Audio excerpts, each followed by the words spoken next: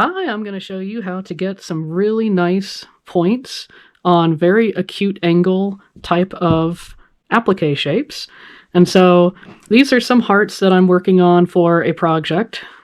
And this is not really that acute of an angle. That's probably maybe about like a 80 degree, but this is a very acute angle right here. So this one is like roughly around kind of almost a 30-degree angle, maybe slightly more. And if you've ever tried to do an angle like that, you know that it's actually pretty difficult to execute an angle like that really nicely on any kind of a turned applique.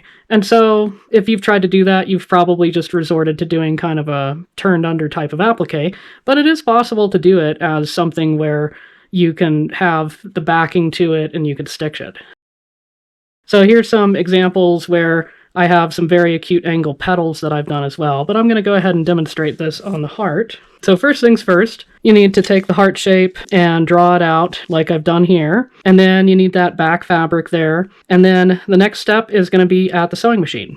So here I am at the sewing machine, and to start this out, I actually want to start it away from that angle, and I'll want to go most of the way around just because I find that to be a little bit easier. And so I'm going to start it up around here, and then just do a little back tack, and then, you know, just do it like you would normally do for an applique like this, where you want to just take it slow.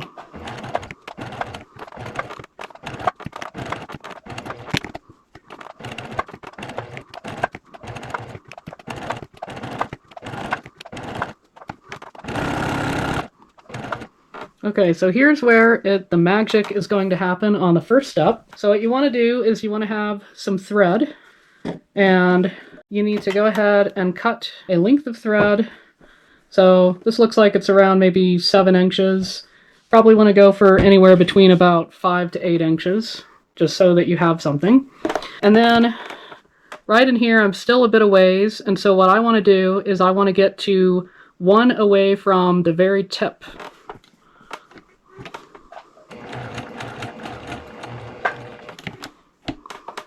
So I think I can do 1 more.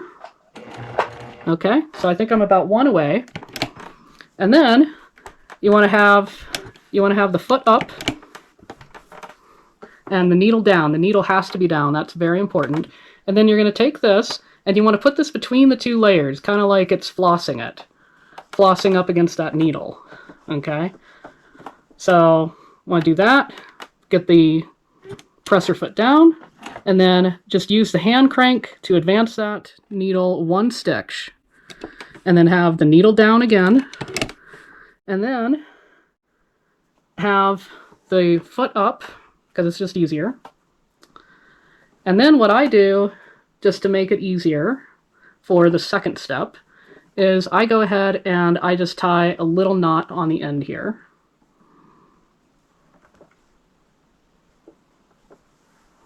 And so there we go. Have a knot on the end. And then I'm going to take the little needle out there. I don't need it anymore to hold my layers. And then what I do is I just tuck that in. And I want to tuck that in and try to tuck it in all the way up against the side. And you don't want to have like a billowing out kind of a loop like that. You want to just have it tucked in as close as you can to this opposite thing so that it's out of the way. Very important because of just how acute this angle is. And then I should be able to stitch this, no problem. And then back tack, and that finishes that out. So the next step is going to be at my ironing station. So now I'm at my pressing station here, and I already have another heart that I've got prepped up. So I'm going to show how I prep this up here. So first things first, I'm going to go ahead and just press this. And what pressing does is it just relaxes the thread that you were using to stitch it and just makes everything nice and flat. Not that that'll really matter all the way when I'm turning it. And then what I want to do here is I'm cutting it close in here. I'm doing that to reduce the bulk that happens in that point. because actually a lot of bulk will go into that point when you have an acute angle like that. And so I am just going through and trimming.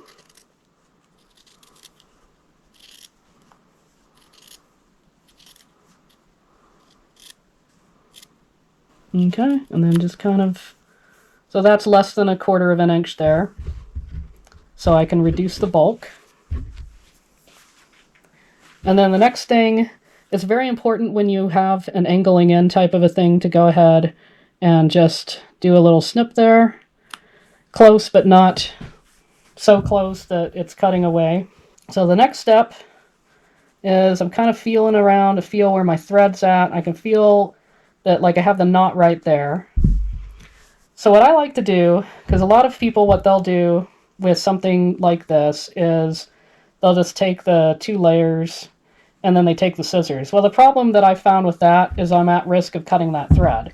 So if I just take my seam ripper and I just kind of get that into there, and then I check, and I've made sure that my seam ripper has not gone through both layers, and then I can just rip a little bit there, and then just rip up a little bit.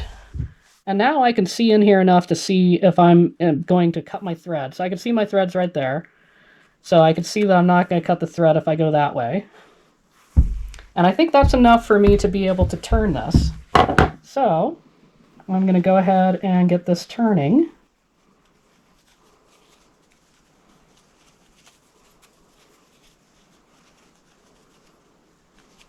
And then I'm trying to get that little point turned through like that. Okay. And then this is just something, I'm using this 10 measuring spoon, because it's got kind of a nice little edge there. So just whatever edge, if you've got like one of those paper folding types of things, that can work great too. And that way I can just get that in there, and I can go through and just use a fingernail to get that to where it's going to stay a bit smoother. Okay. And so I'm going to show what this looks like when we just do our conventional way of trying to poke out a point like this. So I have some scissors here that do not have a sharp point to them. I would not want to use these. They have a very sharp point. So I could use these because it's more of a dull point. And I could just poke that on out and have that get out to about there. So this right here might feel like it's pretty good, but watch what happens when I use the string. See, I just gained at least another 1/4 of an inch to that point, and it's a much more defined point.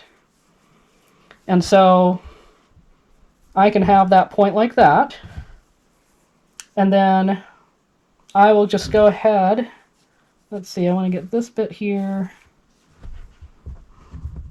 I find the lobes of these hearts are always needing a little bit of finesse to try to get them all the way out. So just kind of doing that. So I can just get that, and then I can just snip one part of this, and then I just pull the thread out. And this would be a thread that, because I lost one of the ply, then that's just a one-time thread. And I find that about half the time that happens, and I think it's because I'm using a pretty thick thread. If I was using more of like a 40 weight or 50 weight thread, then it would probably be more uses that I could get out of that thread. But that is the way that I can get a perfect point on any of these appliques. And then it's a nicely turned applique, and I can use a glue stick, I can put like a little bit of fusible webbing, whatever, and then stick it to my piece, and it's ready to go, and then you just edge stitch it, and it's perfect. And if you wanted to see that action again, you don't have to do the partial poking out. I was just doing that to make a point. So this one I haven't even done any kind of poking out to, but I have turned it, and then just like that, and that gets the nice, beautiful point, and then I just smooth all the rest of this out, iron it, it's good to go. So I hope that this tutorial has been helpful, and if you are wanting more of a demonstration on how to do applique hearts, please watch this video. Thanks for watching.